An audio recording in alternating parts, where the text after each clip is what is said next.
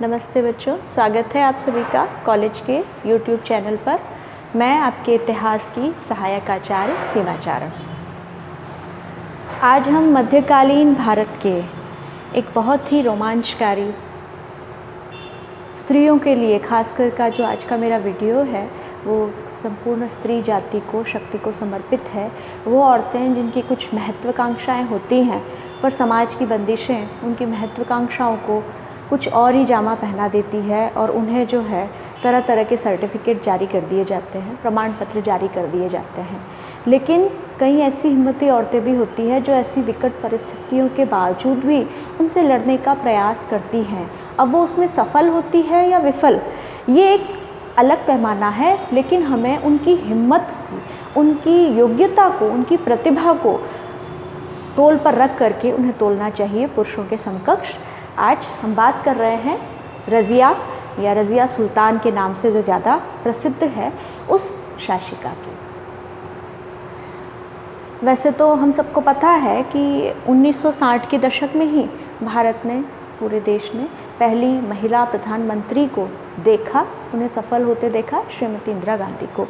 लेकिन उनसे 700-750 वर्ष पहले भी एक महिला ने दिल्ली की सत्ता पर काबिज़ हुई, प्रयास किया और काबिज़ हुई और अपनी तरफ से पूरा प्रयास किया सफल होने का। हालांकि परिस्थितियां और लोगों की मानसिकता की वजह से वो सफल नहीं हो पाई, लेकिन फिर भी इतिहास में जो है, भारत के इतिहास में रज़िया एक महत्वपूर्ण स्थान रखती है। रज़िया सुल्तान, इनके पिता का नाम था शमसुद्दीन इल्तुतमिश, जिनकी चर्चा हम पिछले अध्याय में कर चुके हैं। इल्तुतमिश के कई पुत्र थे और उसने जो है सोच रखा था कि मैं अपनी मृत्यु के बाद उसका जो सबसे बड़ा पुत्र था नासिरुद्दीन महमूद, उसे सत्ता दिलाऊंगा। लेकिन 1229 में दुर्भाग्यवश नासिरुद्दीन महमूद की मृत्यु हो गई। उसकी मृत्यु के बाद इल्तुतमिश काफ़ी समय परेशान रहा कि मेरी मृत्यु के बाद अब दिल्ली की गद्दी कौन संभालेगा। ऐसी स्थिति में 1231 के आसपास उसे ग्वालियर पर एक अभियान पर जाना पड़ा और जब उस अभियान पर गया तो उसने बाकी अपने पुत्रों को नकार कर, क्योंकि उसे लगता था कि उसके पुत्र जो है भोग विलास में ज़्यादा रुचि रखते हैं, अपनी पुत्री रज़िया को दिल्ली की गद्दी सौंपी कि आप तब तक ध्यान रखें जब तक कि मैं अभियान पूरा करके आ रहा हूँ। उस दौरान रज़िया ने दिल्ली पर शासन किया और काफ़ी अच्छी तरीके से उसने ये जिम्मेदारी संभाली। जब पिता वापस आए तो बड़े ही प्रसन्न हुए और उन्होंने जो है उसी समय रज़िया को अपना उत्तराधिकारी घोषित कर दिया। कई सामंत थे, कई सरदार थे, मुस्लिम उलमा वर्ग जो था, जो कट्टर था, उनको ये बात पसंद नहीं आई और उन्होंने इल्तुतमिश को जाके कहा कि आपके पुत्र जिंदा हैं अभी, आप अपनी पुत्री को जो है वो कैसे उत्तराधिकारी नियुक्त कर सकते हो। तो इल्तुतमिश का कहना था कि मेरी पुत्री पुत्रों से ज़्यादा योग्य है, इस कारण वो ये गद्दी आसानी से संभाल लेगी। लेकिन फिर भी उलमा वर्ग जो था वो एक महिला के अधीन शासन में सही नहीं मानता था। वो कहता था कि जो है शरीयत इसकी इजाज़त नहीं देता है और सामंत वर्ग को आज भी लोगों को जो है किसी स्त्री के आदेश मानने में बड़ी कठिनाई होती है। तो उस समय, आज से 700-800 वर्ष पहले की मैं बात कर रही हूँ, तो उस समय तो लोगों को और भी ज़्यादा तकलीफ़ हुई होगी कि ये हमको क्या आदेश देगी जिसकी अक्ल इतनी ही काम करती है। तो ऐसा हुआ कि जब मृत्यु हो गई शमसुद्दीन इल्तुतमिश की, तो गद्दी पर इन लोगों ने मिलकर, खासकर था उसका वज़ीर निज़ामुल मुल्क जुनैदी, जिसने क्या किया कि इसके अयोग्य पुत्र, अयोग्य ही था, रुकनुद्दीन फिरोज शाह को गद्दी पर बिठा दिया। रुकनुद्दीन फिरोज शाह था, वो शासन में योग्य नहीं था या उसकी रुचि नहीं थी। इस कारण जो है शासन की जो पूंजी थी उसकी माँ शाह तुर्कान के हाथों में थी। शाह तुर्कान एक भूतपूर्व दासी रह चुकी थी, तो उसने जैसे ही उसको राजमाता का दर्जा प्राप्त हुआ तो जिसने उसका कभी अपमान किया था उन सभी सामंतों से उसने बदला लेना शुरू कर दिया। तो सामंत उसके बड़े विरोधी हो गए। उधर रज़िया वो अपनी महत्वाकांक्षाएं चाह रही थी। यहाँ राजमहल में जो है एक षड्यंत्र रचा जा रहा था कि रज़िया की हत्या करवा दी जाए। जब रज़िया को इस बात की जानकारी मिली तो रज़िया बड़ी ही अनिश्चय की स्थिति में पड़ गई कि अब क्या किया जाए।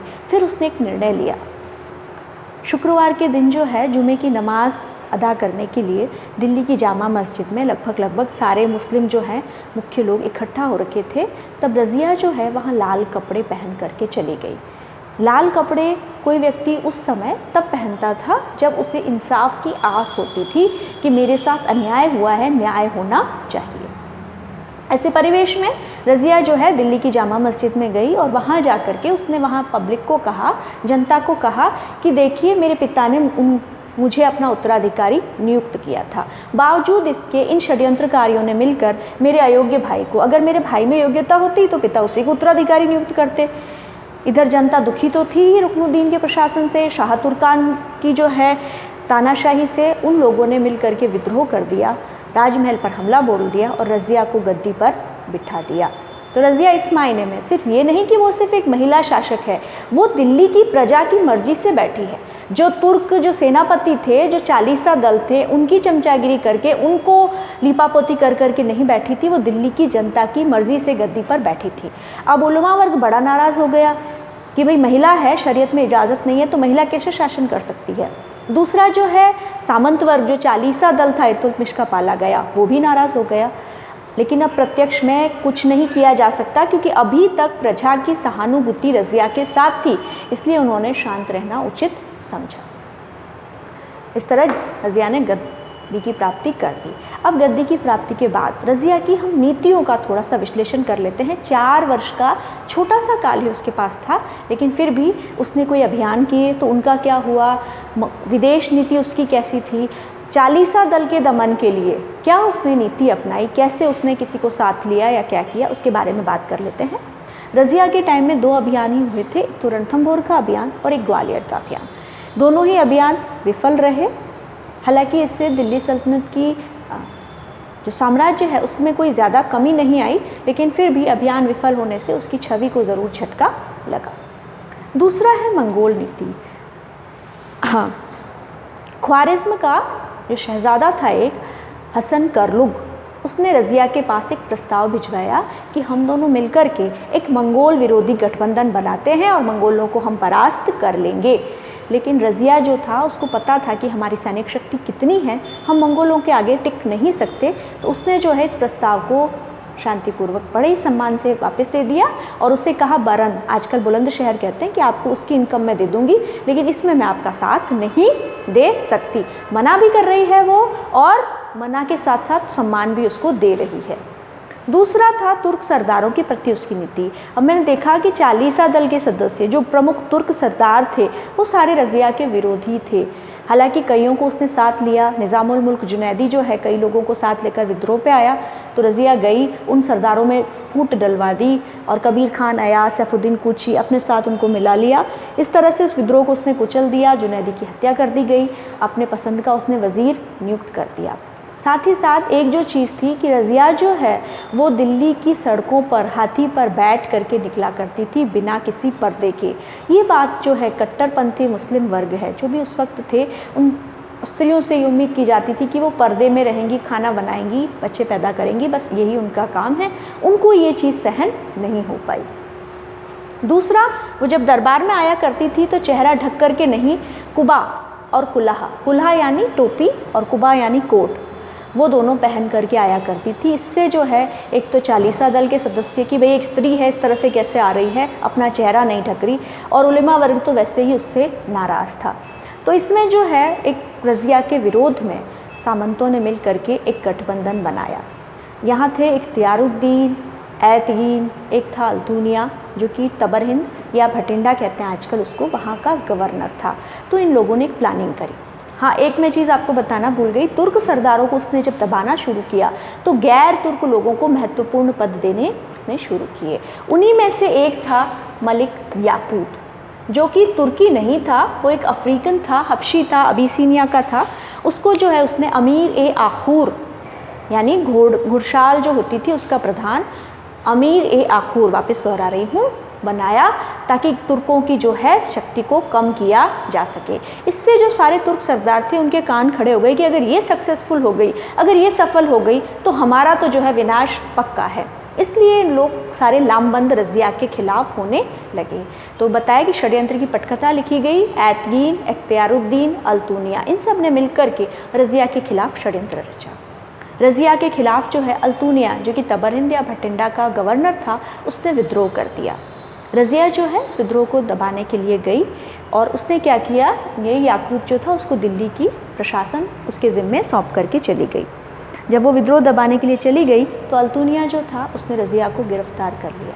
इधर रज़िया गिरफ्तार हो गई, उधर याकूब की हत्या कर दी गई और रज़िया का ही एक छोटा भाई था मुइज़ुद्दीन बहराम शाह, उसको नया सुल्तान बना दिया गया।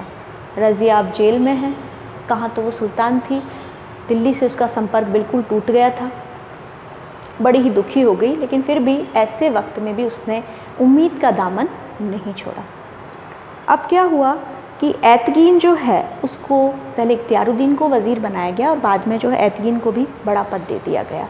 तो अल्तुनिया जिसने विद्रोह किया था और जिसकी कैद में रज़िया थी, उसके मन में ये हुआ कि सारी मेहनत मेरी और ये सारे बड़े बड़े पद ले लिए। तो उसके मन में ये भाव पैदा हो गया। जब रज़िया को पता चला कि उसके मन में इस तरह से विद्रोह की भावना आ रही है, तो उसने अल्तुनिया को एक प्रस्ताव भिजवाया कि मैं तुमसे विवाह कर लेती हूँ और फिर मैं दिल्ली की सुल्तान बन जाऊँगी, तुम सुल्तान के पति।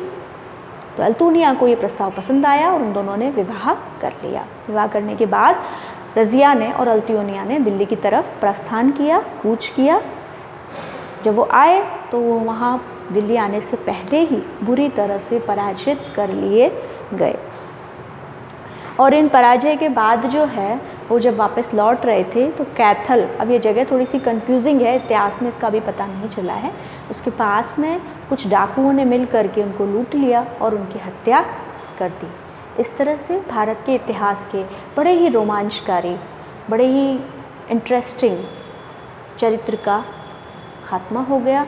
वो सफल हो सकती थी, योग्यता उसमें सब थी। अब यहाँ जो है उसकी विफलता का कारण क्या है, कई बार ये प्रश्न पूछा जाता है। पहले तो मैं आपको एक बर्नी का कोटेशन बताती हूँ जो तत्कालीन समाज की सोच के बारे में बताती है। बर्नी ने कहा था कि रज़िया में एक उत्तम शासक बनने के, एक योग्य शासक बनने के सारे ही गुण थे, लेकिन ये सारे गुण किस काम के, अगर वो स्त्री है। ये जो है उस वक्त मध्यकाल के कट्टरपंथी लोगों की सोच बताता है। हालांकि आज के समय में भी ऐसे कई लोग हैं जो कि मन ही मन ये सोचते हैं, बाहर के आने से ये डरा करते हैं। तो ये जो है रज़िया स्त्री थी, इस कारण वो विफल हो गई, ये उसकी अयोग्यता नहीं थी। उसकी विफलता का जो कारण था वो बच्चों हम दूसरे में तलाशते हैं। रज़िया के दो प्रमुख विरोधी थे, एक तो तुर्क सरदार और एक थे उलेमा वर्ग के लोग। इन दोनों ने ही जो है रज़िया की जड़ों को कमज़ोर करने का काम बड़ी ही तल्लीनता से किया। तुर्क सरदार जिनके पास बड़े बड़े पद थे, सारी सेना, घोड़े, सारे अस्त्र शस्त्र उनके पास थे, तो वो रज़िया को कभी भी गद्दी से हटा सकते थे। और उलमा वर्ग जो था वो जनता की मानसिकता को प्रभावित करता था, जनमत को प्रभावित कर सकता था। तो जब ये दोनों ही उसके विरोधी हो गए तो जनता में उसका सपोर्ट खत्म हो गया और प्रशासन से उसका लेना देना टूट गया। इसका उदाहरण इम्तियाज़ अहमद की किताब में बड़ा ही अच्छा दिया गया है कि रज़िया से 101 वर्ष बाद में मोहम्मद बिन तुगलक एक शासक हुआ। वो तो स्त्री नहीं था, लेकिन उसके साथ भी यही दिक्कत थी कि सरदार जो थे वो इसके विरोधी थे, दूसरा उलमा उसका विरोधी था। तो उन लोगों ने मिल करके उसकी सारी योजनाओं को जो है फेल कर दिया, पूरी तरह से विफल कर दिया। तो रज़िया के असफल होने में रज़िया का अपना, उसके स्त्री होने का कोई योगदान नहीं है। अगर योगदान है तो उलेमा वर्ग का और तुर्क सरदारों का, जिनकी पुरुषवादी मानसिकता, पितृसत्तात्मक मानसिकता के कारण रज़िया जैसी योग्य शासिका को विफल होना पड़ा। और बाद में 700 वर्ष के बाद में जब दिल्ली की गद्दी पर एक महिला बैठी तो शायद दिल्ली की मिट्टी, दिल्ली की हवा रज़िया के साथ हुए अन्याय को अब वापस से दोहराना नहीं चाहती थी और इसी कारण वो जो है भारत की सबसे सफल राष्ट्राध्यक्षों में से गिनी जाती है। इतना कहकर मैं अपने शब्दों को विराम दे रही हूँ। आशा करती हूँ कि आज का जो वीडियो है आपके इतिहास के ज्ञान की अभिवृद्धि में ज़रूर सहायक होगा। धन्यवाद। जय हिंद, जय भारत।